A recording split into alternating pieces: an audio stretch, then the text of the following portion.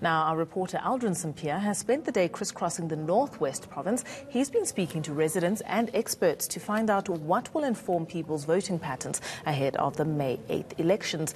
Despite dissatisfaction with bad governance, people on the ground say they'll still vote for the ruling party. Aldrin is currently in Rustenburg and he joins me now.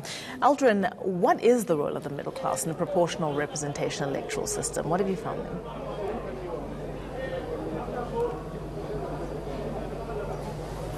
Hello, Aldrin. Well, yes, earlier on I spoke to a junior lecturer at the Northwest University who spoke about, and we did research around this issue around party dominance, having one dominant party in a country, and she made a comparison between the Botswana Democratic Party as well as the ANC, and what she found is that while these parties, both of them, may be reduced to what some call a rural party, they still enjoy much support, a support that's enough to get them as governing parties at the end of an election. And just take a listen what she had to say about the role of the middle class and how the middle class has been able to hold the governing party or any governing party to account within various places. You see the ANC being regressed to a rural party because of now, let me just go back to democratic consolidation literature that says that you need a strong middle class because it's the middle class that will drive accountability within the state because they have the time and the resources. And that is what you see within the more urban provinces, right? Your Western Cape and Gauteng is the example that I've given. And you see now with your more rural provinces, it is largely poor provinces as well. And so those are the same people that will vote either for the incumbent because they understand their governance and they feel represented by their ideals as well. Mm-hmm.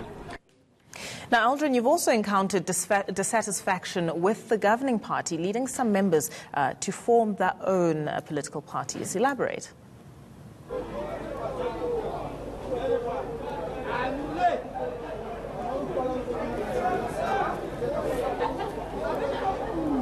Well, yes, yesterday, actually earlier on today, we spoke to one traditional leader who was a member of the ANC. He said he decided to leave the party and join the EFF.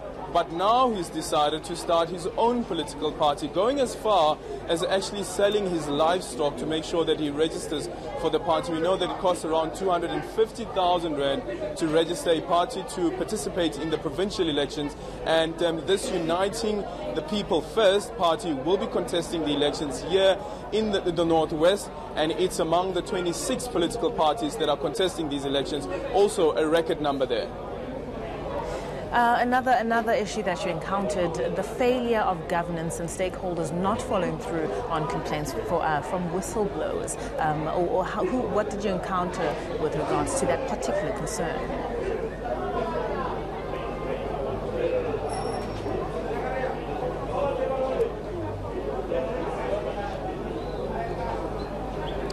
If you speak to anyone in Mahikeng and ask them about Mukupung village, the first thing that they'll tell you is that that village doesn't have water. And that's the concern that many residents have been raising. And early on in the morning, we spoke to one particular community member who said that what they've done is that they've raised concerns with the municipality, but those concerns have not been addressed. One issue in particular is they say that a certain company was hired to survey the area and find out whether there is borehole water. They couldn't find the borehole water. This is now according to the company. But strangely to these community members is that there's one particular person within that community who's a resident in that community and also a businessman who's selling water.